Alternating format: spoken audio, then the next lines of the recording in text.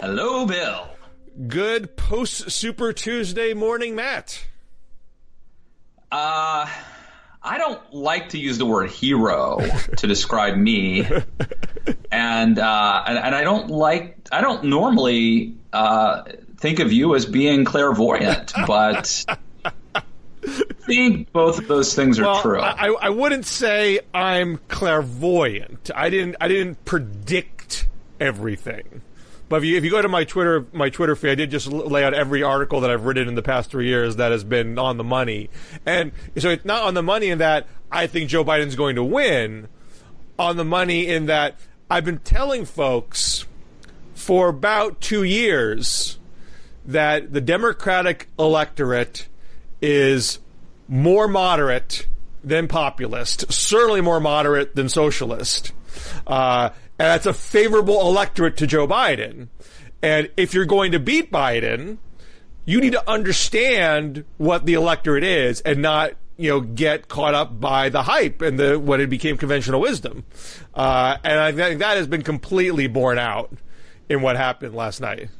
Well, and your Politico magazine piece about Iowa really turns out to have been prescient. I mean, South Carolina seems to have been a much more important state, I wrote in November, obviously. In Real Clear Politics, I had a piece, what's more important, Iowa or South Carolina?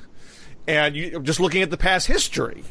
We've only had this schedule since 2008, where Nevada and South Carolina are right after Iowa and New Hampshire. But in those two races, the winner of Iowa did not win New Hampshire. There was not enough momentum out of Iowa to carry New Hampshire. And the winner of New Hampshire did not win South Carolina. I mean, you could argue in 2016 Bernie got momentum out of Iowa because he kept it close and had the landslide in New Hampshire, but that didn't carry forth into Nevada and certainly not South Carolina. And South Carolina is so important because it's not just that it's a state, it is a majority African-American state that has voted similarly to the other majority African-American states in the Deep South, and you're talking about in the Democratic primary, and also has some relevance to the upper South states where it's not majority black, but it's still 20-30% black. I wasn't confident that Biden could lose Iowa and New Hampshire this badly and still win South Carolina. But I did say, right. That was the question. That was always the question. He could finish third but what would happen if he finished fourth or fifth? And we tested that out. I just want to say, we still don't know yet, by the way. We still don't know, of course, who's going to win the nomination or if it be brokered, but what we do know is that Joe Biden has had a stunning comeback. Right, and it's because South Carolina, what I did say in both that Real Clear Politics piece and the January Politico piece, Iowa matters less than ever, which was based more on candidate travel than past history, but the two pieces are obviously very complementary, that you can't assume that the majority black state is going to just say, whatever you white guys think, we're going to do that. They were going to act independently. They could have concluded that Biden was not viable and go somewhere else, and they almost did, mind you. There was a buckling of that firewall in the polling after New Hampshire, but you couldn't. But obviously Biden still had. Well, Jim Clyburn, I think that endorsement helps, apparently. But this gets back to some other pieces that I've written. I talked about back in September how Pete Buttigieg was up against the wall with black voters, and all this early donor money was probably going to be for naught. And in December, I wrote another piece about Buttigieg and Warren, how they need to have some kind of pivot to win the black vote and the working class white vote, because you can't show up in a majority black area as a white candidate, not familiar to anybody, and say, I got these amazing plans. You're going to love them. Trust me, you're going to love what I'm going to do for you. They're going to say, I don't know you. I have no reason to trust you. This all sounds nice, but we've seen a lot, and we want some proof that you're going to deliver. You need to build relationships over years. You can't just show up right before an election or even 1 year before an election. Or run ads. And that's the other thing. That's the other thing where I think you were right. You were always very skeptical of Michael Bloomberg's money and his ads. I was pretty worried that Bloomberg was going to mess up things for Biden, like in Texas, for example. But the ads didn't resonate as well. And in South Carolina, so Bloomberg wasn't on the ballot in South Carolina, right? But Tom Steyer was. And the money and the ads didn't seem to matter. I think that, and I wonder why, I was tweeting about this today, like why is it that the Republicans in 2016 weren't able to stop Trump? You know, why was it that they didn't? Why is it that Pete and Amy got out right away and sort of made the right move at the right time, the right sacrifice to help Biden to stop Bernie, but Republicans didn't do it? And there's a lot of differences. It's not a perfect analogy, but one difference is Democrats have the African American community, and I think that community was more tight knit. And culturally, they were not susceptible to just the TV ads or something. You had to campaign. You had to know. And Joe Biden, has kind of paid his dues over the years. So it's actually it's a thing where in the Republican electorate in 2016, we saw it in Utah a little bit. We saw it in Wisconsin a little bit. Places where there's high social capital, right, where people join bowling leagues, didn't like Trump. But places that don't know their neighbors were very susceptible to Trump. And I wonder if there's something at work there in favor of stopping Bernie. So to what you were saying just a little bit before, we can't assume Biden has a glide path from here. Biden can always make mistakes. Biden is not, an infallible candidate, as we well know. And who knows what might fall out of the sky. But Bernie's not going to beat Biden on ideology. I think that is clear after what we have seen. The Bernie premise. I mean, there's a Bernie premise and a Bloomberg premise. The Bloomberg premise was, I can win this with money and ads. Well, we had a political science experiment last night. What's more important, free media or paid media? And free media blew paid media out of the water. And we also had a bit of a ground game experiment. Once you get past Iowa caucus or Nevada caucus, how important is ground game versus free media? Biden had no ground game whatsoever. Bernie has been working his volunteer network for years. They talk on and on about how many doors they knocked on. And once you get into primary states, people have not been paid close attention to the way you do in Iowa and Nevada in these early states. Free media. Momentum. Well, I mean, the two are in lockstep. So, what does Bernie do now? I mean, Bernie's speech last night was your standard Biden attack speech. He voted for the Iraq War. He voted for these trade deals. He's not the right candidate to defeat Trump. He can't energize the base the way I can. If you're energizing the base in a Democratic primary, you would be winning more contests. Now, I mean, there's a legitimate question of how Biden can handle the turnout, by the way, right? Places that had the highest turnout were Biden states. Right. I mean, this notion that, look, Bernie crushes it with the young. That is indisputable. If you want to argue Biden is going to have a problem in a general election because he can't bring out the youth vote, I'll hear that argument. That's not a crazy argument. But turnout is not just young people. Other people vote. Other people can turn out in higher numbers, including, moderate suburbanites. That seems to be what's been going on right now. And the Democratic Party. I mean, you know who else turned out? Me. Yeah. I voted. And you voted for Joe Biden. I voted for Joe.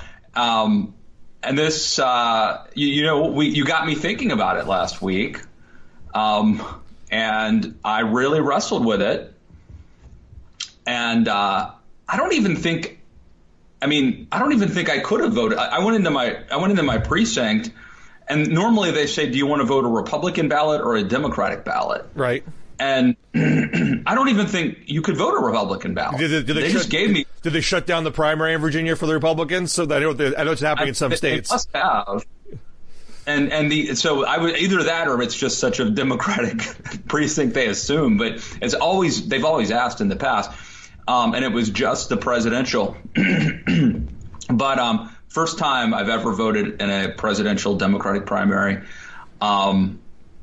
I think I voted for like mayor of Alexandria or something, but like literally there wasn't a Republican to choose. You know what I mean? Right. Like it was just Democrats. So what an interesting experience. And then I went on TV.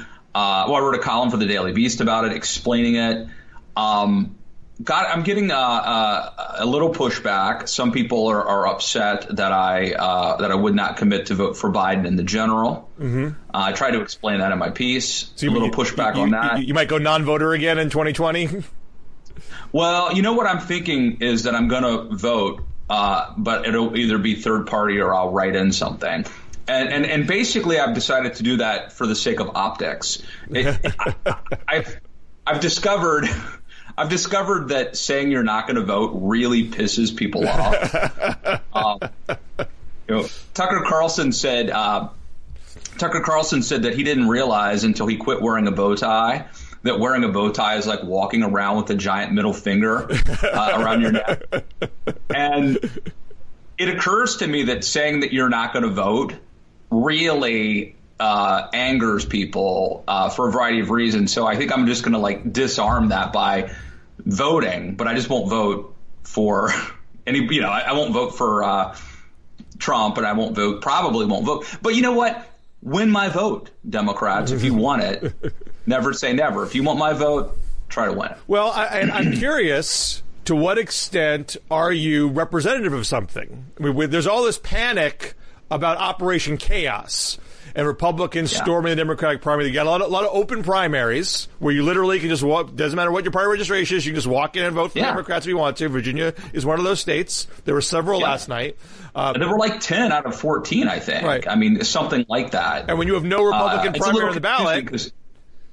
It's a little confusing because in some of the states, the Democrats let you do it, but the Republicans don't. So, but I think yesterday, like around 10 of the states, you could show up and vote in the Democratic primary. And if you were registered as a voter, but you didn't have to be a Democrat. And then Trump was implicitly encouraging Republicans to vote for Bernie. There were Republicans in certain states openly saying, "I'm voting for Bernie to screw the Democrats." Hugh Hewitt went on Meet the Press and said he was going to vote for Bernie in Virginia. But how many? I'm voting for a socialist because I'm a conservative. But how many Republicans? Doesn't make a lot of sense. How many center-right Republicans or anti-Trump conservative Republicans?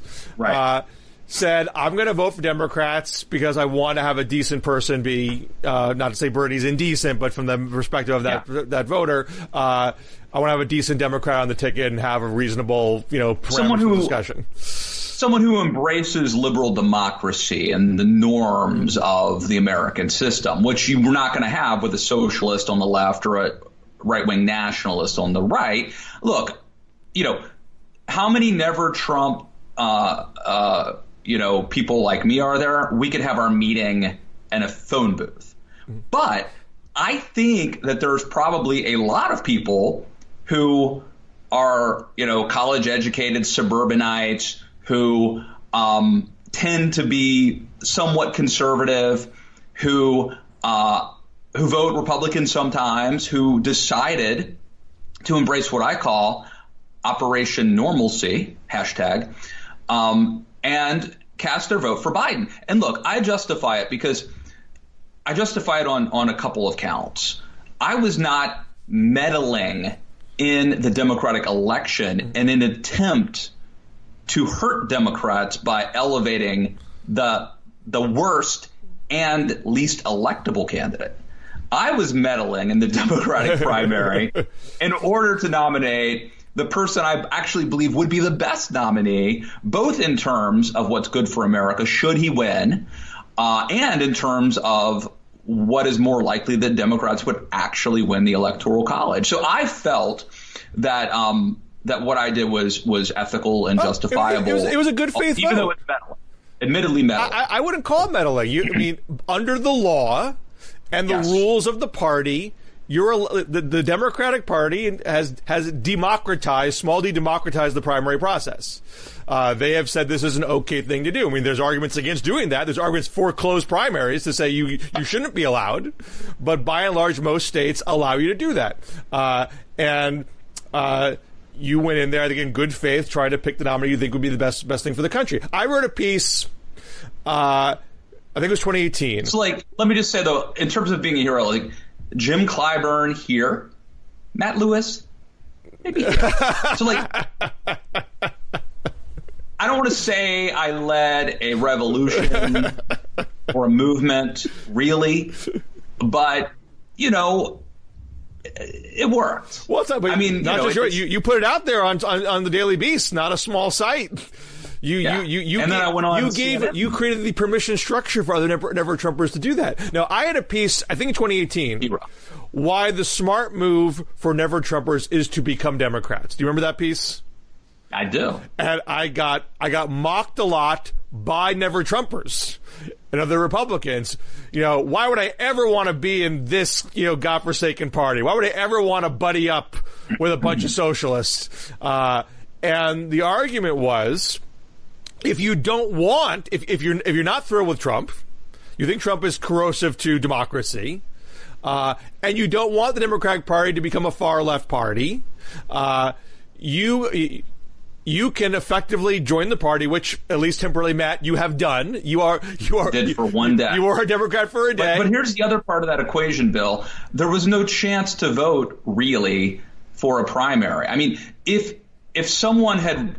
there'd been a chance for someone, if Marco Rubio or Ted Cruz had played their cards differently and had run a vigorous primary challenge against Donald Trump, which in hindsight is an absurd idea, but 2 years ago, maybe you might have thought that it's within the realm of possibility, or 3 years ago, maybe, or whatever, whenever you wrote that piece. So, there's a scenario where I would have voted in a Republican primary against Trump in good conscience, but that wasn't even an option. Right, but I think the never Trumper Republican gets more out of being a Democrat and saying, look, I'm going to be in this party now. I'm not going to get my way on 9 out of 10 things. I'm not going to make it a pro-life party. I'm not going to make it a low-tax party. But I could ensure that it's not a Democratic Socialist Party. I could ensure that it is an internationalist party. I could ensure that when it's crafting whatever domestic policy, that it hews more to a center-left line than a hard populist line, by saying, look, I am in this party, my votes actually help you, and even though I'm not a majority faction of the party, you have to listen to what I have to say here. That's what I did without taking on the baggage of affiliating and associating myself with things that I find I don't want to say morally reprehensible, things that I disagree with. Right. Okay?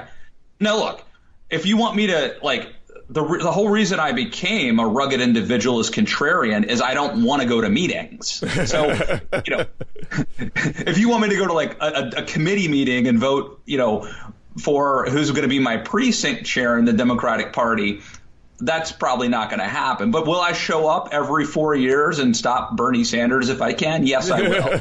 If that makes me a Democrat now, I don't know. Now, to go to your other point about, because you touched on this a couple of times, whether Democrats seem to be doing what Republicans couldn't do and stopping their factionalist candidate. Number one, I think Republicans could have stopped Trump. I think they had the numbers to stop Trump. They could have at least tried to consolidate around a Jeb or Rubio or even a Ted Cruz. But one, they were too factionalized. I think the moderate establishment Jeb, Rubio, Christie types were different people than the Ted Cruz evangelical types, and they couldn't find a way to come together to stop Trump. And there was a lack of basic will amongst the Republican leaders, because there were certain things that Trump was preaching, I think in particular immigration, which were majority views within the party. Sure. Well, certainly within the base, it turns out. Right. And they didn't want to get on the wrong side of that. In this case, the Bernie philosophy, the Bernie strategic approach to this race was, we only need 30% or so in the early contests, and then we can get the bandwagon effect after that. And so we're not going to do anything to remotely dilute the Bernie message in the first 4 states. Not substantively, not symbolically. We're bringing out AOC. We're bringing out the Squad. We're bringing out Michael Moore. We're bringing out Marianne Williamson. There's no pivot in the first 4 states and Super Tuesday. Yeah. And there was one poll came out in February that showed Bernie winning head-to-heads with the other Democrats. And I got also up in my grill saying, aha, you're wrong. This is not a moderate party. Look at this poll. And I'm saying to myself, I mean, look, it's a poll. I'm a pretty poll-obsessed person. I'm not going to say it's a wrong poll, but it is one poll out of a lot of data that I've been absorbing over the last 2 years. In the midst of Biden's nadir, I'm not convinced yet that this is the poll that tells you everything about the party. And now, based on last night, I bet you ran those head-to-heads today, you're not going to get Bernie winning head-to-heads with Biden. So, I mean, we'll see. So, I am curious about the fact that these Democrats like Pete and Amy they defied the perverse incentives. Certainly Pete did. By getting out when he did. I think they made the rational. They went on rational incentive, and look, and Pete deserves credit here. I mean, number one. So I think the data shows that they sided with the majority wing of the party, and they ensure that the majority wing, or have almost ensured the majority wing will prevail. Even Beto. I mean, give Beto some credit. Yes, absolutely. Where's Kamala, by the way? Where's Kamala Harris? Did she ever? No, she has not endorsed yet. Doesn't she? Like, wouldn't you think do that in California? Well, if you want to be the. I mean, a little harder for Kamala in that Bernie's strongest state is arguably California. Now, it looks like he's not going to win it with the kind of margin he was hoping for. But there are clearly a lot of Bernie-crats in California, so that is a bit of a trickier position for her to be in. You want to be the running mate, she might have sacrificed running mate in not endorsing. Interesting. Listen, I want to get back to the differences, though, between why Democrats did what I think is the responsible thing. And I think there are a couple scenarios or a couple of differences, right? So, like, one is Democrats got to watch what Trump did. So they got to see what happened to the Republican Party in 2016. Yeah. So, like, I think Republicans thought the idea that Trump could win was absurd. Mm-hmm. He can't win. Right. And therefore, we just got to stay in and beat up the guy in our own lane, and Trump is gonna there's no way he could win. And by the time they figured out he could, it was too late. So Democrats have the benefit of having seen what happened to the Republican. Like, that's one theory. Yeah. Another option is that Barack Obama is much more popular with Democrats than George W. Bush was, and therefore the Democratic Party still has some semblance of an establishment. And I don't know if Barack Obama made a phone call to Pete, but if he did, Obama has more leverage and credibility. We know they talked. We do know they talked. Yeah. We don't know what was said.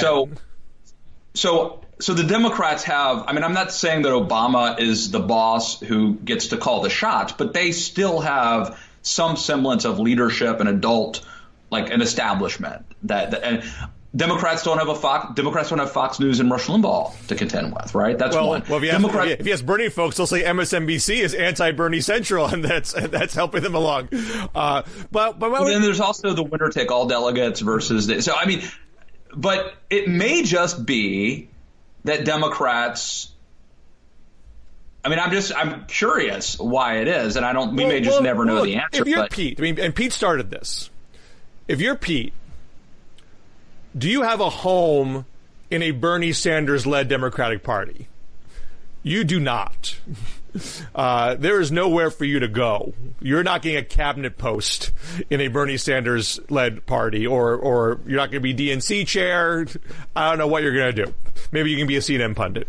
So it was, and I'm sure, I mean, there was an article in the Times about how much of a political data nerd Pete Buttigieg is, and he was telling Dave Wasserman from 538 at Cook Political Report before New Hampshire what counties and precincts he was going to win in New Hampshire. And Wasserman was like, that guy was right. He knew it.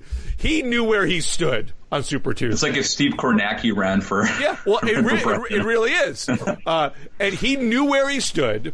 He knew he was not going to get any delegates on Super Tuesday, and he made the wise, rational decision, better to not suffer that humiliation and engender the goodwill of consolidating the moderates in the party behind Biden first. But to do that, emotionally to do that, in a 24-hour period, when you've invested so much energy over the past year, I think is a hard thing to do, and that's why he deserves credit. You can't think about it. You can't sleep on it. Yeah. You got to make that call. That's like a game day gots-to-make decision. So. Now Klobuchar, I think myself and a lot of other people thought Klobuchar should stay in and keep Minnesota out of Bernie's hands and then drop out.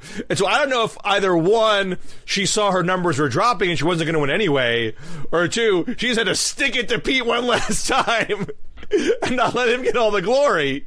But either way. Let me just say, Elizabeth Warren, third place in Massachusetts, and and Biden wins Minnesota. I mean, there were a couple of really surprising states he did not campaign in, did not run an ad in. I mean, honestly, I thought Biden had an outside shot of contesting Massachusetts with the consolidation if Bernie and Warren split the left vote here, but I really didn't think he was going to win it, going away. I just want to say for full disclosure. I'm sorry, go ahead. My wife is a Warren endorser. She's a city council president, so she's like on the list of like official Warren endorsers that they put out. And I live in one of the very few cities, I think, in the entire country that Warren won, although not by a lot. Bernie was a close second, and Biden was a relatively healthy third place here, which actually I was kind of shocked by because I literally did not meet a Biden voter before going to the polls myself. Northampton. I think people are genuinely shocked. I mean, everyone that I knew at the election night party, which is all the politicos in town, people were genuinely shocked that Biden did that well here. This will sound like a cheap shot, but, I've written some critical stuff about Elizabeth Warren, and one of the pieces I wrote where I said I don't think she's very likable, and some people took that to be a controversial, possibly misogynistic thing to say. And my response always was this: she could prove me wrong. She can go win the nomination and prove me wrong. I'm not saying I'm necessarily right, but she certainly didn't prove me wrong. Well, no, I mean, she made her own mistakes, and I think it's fine to a point to talk about sexism and misogyny in the campaign. Sexism and misogyny is real. So that is internalized. I mean, there was a quote in the paper, in my local paper, from somebody who said, who was a woman, who said, "I'm afraid to vote for a woman and have that heartbreak." So it's not just people being outright sexist themselves. So I don't think that is a non-factor here, but it is just as much a factor if you're running as an African American, or running if you're gay, or running if you're old, or running if you're a socialist. Like everyone in this field has some kind of weakness that they have to overcome. Weakness in a political sense. And Barack Obama was someone who had to show, I know I can navigate the history of racism in this country. And Elizabeth Warren was successfully doing that for a period of time. She was down and out at the beginning of 2019. She got up off the mat. one plan after another. Great. People said she wasn't likable. She had these great speeches and great crowds that showed I darn well I am likable. And she was running a master class in policy in these speeches. And it began to fall apart when, after establishing herself as the master of detail, she was unwilling to give details on single-payer health care. And then after, under pressure, finally coughed up those details, realizing this is not tenable. I can't be the master detail and not have details here. Found out, as everyone does, the details of healthcare are a giant, colossal, S show. Wasn't it Donald Trump who's like, it turns out this is more complicated than I thought? Well, and of course, Elizabeth Warren knew full well how complicated it was, which is why she probably didn't get into it in the first place. The prior mistake was going all in on single payer at all, which she did not have to do and did not do back in March. She made the miscalculation. The electorate is more left than it is, and got in too deep.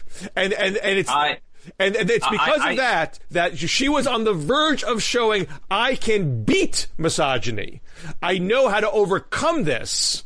And then once she failed to meet some of her own standards, that's when the wheels began to come off. And to the folks who say, well, she got erased in the media after Iowa, Klobuchar got this unfair bump out of New Hampshire, and people still obsessed about Biden, even though he did worse than she did.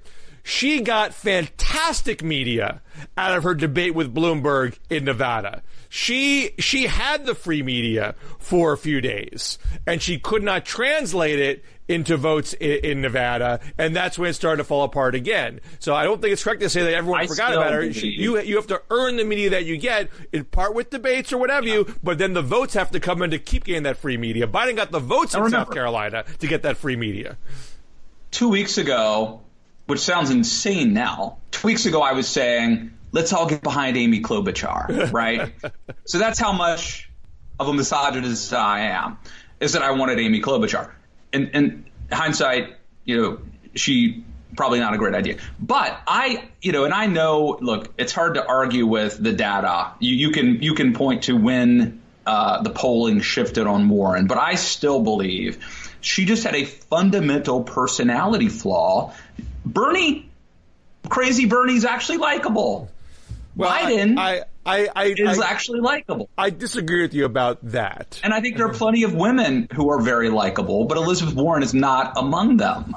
I disagree with that. Everybody has, everyone's personality has a Rorschach test. Some people hate Bernie's personality. Some people love it. Some people think Donald Trump is a total jackass. Some people love what he does. There's some people like that. Even I think, I can't stand Trump, and even I think he has a funny, likable side. I get why people like him. When you saw Warren at her best in this campaign, she was weaving policy positions, emotional narrative and storytelling, and very sharp framing of issues. She did a lot that was good for a campaign. There was a period where she was the best stump speaker in the campaign, and she had the crowds to prove it. So I don't think it's fair to say that she had a personality diva. I think she, at times, certainly as things have gotten bleaker, where she comes across, a little too edgy. But you could say that about any of the candidates who are having a tough time. In fairness, I'm probably not her target audience. I mean, she's been strongest with upper income, PhD candidates, which is not enough of a base to build a campaign off of. I'm the son of a prison guard, Bill. That just doesn't, I care about working people like Bernie. I think if Elizabeth Warren, if being president was a lifelong dream for Elizabeth Warren, and she had a good decade of experience campaigning in and working in African American communities in the South, I think she could very well have been a very strong candidate. I think she has the capacity to do it. She hadn't done that her whole life, and you can't build those relationships on the fly. I agree. We have to talk about the early voting thing. Yeah, because this is this is a problem, and let's end early voting. You're anti early voting across the board, which I'm not. But I do think this has shown as early voting in primaries is pretty insane. Because, I mean, a primary situation is a much more fast-moving event than a general election. I mean, a general presidential election, there are not that many swing voters. There are not that many people who are like, right. And if you are one of those swing voters, don't vote early. We had an election in 2000 that came down to one state. We had 77,000 people in 3 states elected Donald Trump. These things are close. And so you're right. I mean, you're right that there aren't many, but every single vote counts. And look, I agree with you about the primary because people could drop out, and then if you voted for Mayor Pete, you've kind of wasted your vote. But I'm pretty sure early voting started before John McCain suspended his campaign in 2008. I'm pretty sure early voting started before Donald Trump's Access Hollywood tape came out. You know, maybe we should wait and see how the campaign develops. If you're a voter who has any capacity to toggle between parties, you should not early vote. You should wait to see what occurs. If you are a rock rib Democrat or a rock rib Republican, then it's a safer thing in a general election. In a primary, it's so fluid. There are debates, there are late breaking developments, people drop out, all sorts of things go on, and some folks have said to me, because I tweeted this, early voting in primaries is bad, and some people said you can solve this with ranked choice voting. Partly that solves the dropout problem. Ranked choice voting solves the dropout problem. It doesn't solve, oh, you were good in that debate. Oh, you're much better than I thought. I wish I could reconsider now. Like that you can't do. Now, I did learn. I don't know how true this is for all the states. And by the way, I mean, that's not, I just want to make a point. To reinforce what you just said, that is not a trivial thing. Yeah. There were a lot of voters who made up their mind to vote for Biden right at the end. Yeah. You know what I mean? The California exit poll numbers. Biden wins the vote in California for folks who made up their minds in the last 3 days, and he's in Nowheresville for before that, and most of the voters before that, because it's a mail-in state, so everyone does their stuff very early, or most people do, and so you miss the late-breaking developments. And you could always argue, you could, I guess, theoretically argue, well, but the people who changed their mind were they knew they might change their mind, and therefore they didn't vote early. I mean, it's hard to quantify that. I can tell you, and I'm sure you saw this, I saw tweets from people who were telling me, I voted for Pete and I wish I didn't because he's not in, or I voted for Amy. I saw, it's anecdotal, but I mean, we've seen examples of this. Absolutely. So, yeah. And I will be fine. I think that in a nominating process, in a primary, ranked choice voting would be perfectly fine. I prefer smoke-filled back rooms and party bosses, but if that's not going to happen, this would be better than what we have.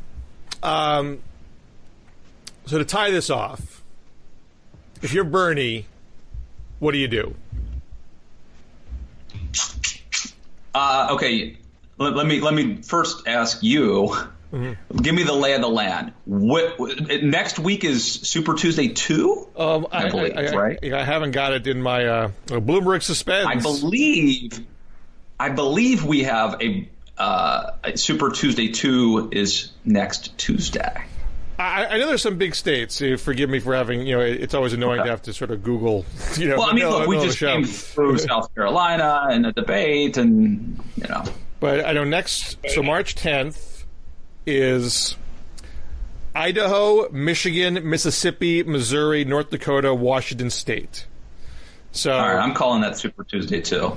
And the 17th is Arizona, Florida, Illinois, Ohio. Arguably, that's maybe a little bigger than March 10th.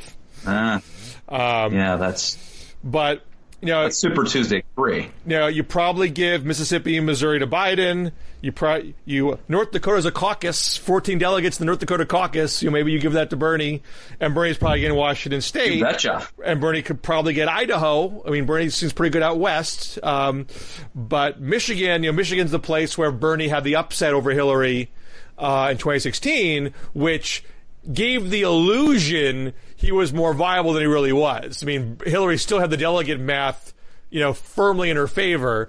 Bernie didn't even get that many delegates out of Michigan because it was a close race, but it was symbolically a sense of discontent with Hillary. If Bernie lost, he might have been.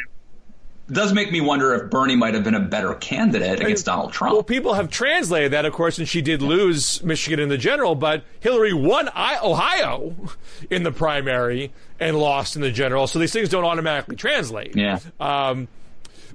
But if Bernie lost Michigan, the state that saved him, or you sort of quasi-saved him in 2016, that is a huge blow. And you would really have to make you wonder what's the point of hanging around here. Now, he might hang around anyway, because I think Bernie, at the end of the day, is first and foremost building a movement to survive him, more so than just winning in a particular contest. So he wants to be in every state. He wants to collect names. He wants to earn chits. He wants those people, and he wants to build a list that he hands over to AOC or whoever for the next contest. So I don't think he drops out regardless. But I do think if he loses Michigan, people are going to say, this is over. Yeah, I mean, I think if you're Bernie, you stay in it. You know what I would do is look at what Donald Trump did. What was Trump's messaging? What did Trump do? What did Trump say? That would be, I mean, I hate to, it's bad for America, but it worked. I mean, I think he has to run this campaign of grievance, of anti-establishment. They're out to get me. They're out to get you. They're trying to take your vote away. He has to play that populist demagogic card, right? And then try to go to the convention. I disagree. I don't think that is the sensible thing for him. I mean, when I give advice to people, I don't give advice about what I want you to do for my selfish purposes. Whenever I give advice to anybody in this show and my articles, it is, what do I think makes sense for your self-interest? That's why I ask you for advice all the time. I think Bernie's self-interest, I mean, so at some point he's going to have to know he's not getting the nomination. But he wants there to be a vibrant democratic socialist movement that survives beyond him. Let me just stop you. Let me just stop you for 1 second, because you're leaping to your premise is that Joe Biden will be the nominee. Okay, am I correct? Okay. Let me revise. Let's assume that Bernie is not making that calculation yet. That Biden is still a tenuous candidate. Something could still drop. His numbers against Trump. You believe that? I'm operating under the assumption it is now game on. It is it's unclear to me who the nominee. But it sounds to me like you are assuming that this is Joe Biden's to lose now. Well, that, yes, absolutely. I mean, my understanding is, and I know not quite all the delegates are in, but my understanding is that even after California comes in, Biden's going to be the delegate leader, even if it's not by a lot. Really? And that's forgive me if I'm getting that wrong, but it looks like that Bernie's margin in California is not big enough. My understanding is Bernie's margin in California, as we've seen to date, is not going to be big enough to overcome the other states that Biden has won. And I do not see in the subsequent map where Bernie overtakes Biden. I think part of my problem, part of my discomfort is I still don't have a lot of faith in Joe Biden. Well, that's why I would stop short of saying it's done, because Biden could do some kind of screw up, something else, some other random, whether it's true or false scandal drops out and people buckle on him again. Right. And so Bernie might want to say, who knows what happens with this guy? Yeah. He's a loose cannon. I got to hang around. When I used to watch Redskins games, and they might be up by a touchdown, but the quarterback just doesn't. Kirk Cousins doesn't look good in the pocket. Every play, you're just holding your breath. Is he going to fumble? You know what I mean? And that's how I feel now about Joe. And so that is an argument for Bernie staying in to the end, just in case. I mean, even if it's June, and the math is patently clear when something drops at the end of June, and Bernie and Biden's losing to Trump by 10 points in the trial heats. Then Bernie can make the play to the superdelegate or something like that. So I get the logic of staying in. I do not think it makes sense for Bernie Sanders to ramp up the anti-democratic establishment message in this stage. Number one, if he's not going to be the delegate leader, he will need super delegates who are Democratic establishment. So that doesn't make sense on its face. Number two, he does not want to have his legacy be dividing the party so deeply that even if he nominally endorses by July, he gets blamed for the loss, and the well is poisoned between these factions of the party for the next several years. Number three, the ideological makeup of the party is not in favor of the Democratic Socialist, so just driving a hard ideological argument and blaming the establishment for disallowing it to happen, I don't think adds up. Now, if you want to build a Democratic Socialist movement that survives you, keep being a Democratic Socialist. Keep pushing your agenda. Keep saying you're the best candidate who can energize the youth vote. I think all that makes sense. I think trying to go hard negative on Biden doesn't make a lot of sense. I don't think he's going to call. I mean, a lot of times I'll say, look, you got to attack the guys ahead of you. I think a blunt attack like that runs the risk of getting blamed for whatever happens in the future. You can make a subtle attack in that I think I'm the more electable candidate because I'm better at base turnout, without making it personal. And considering that you're going to probably have to make a superdelegate play at the end of the day, if you have any shot at this, you don't want to anger those folks. You piss those guys off. Okay. So based on your theory, you've laid out what you believe is the rational thing that you would advise Bernie to do. Yes. What is he more likely to do? What you've just said or what I said? I mean, based on last night, I would not assume he takes that advice. Based on what happened in 2016, where he got, harsher and harsher as the delegate math got worse and worse, doesn't engender confidence that he will take that sort of advice. But I think he does have pragmatic elements in his DNA. They're latent, but they exist, and they have shown at other times.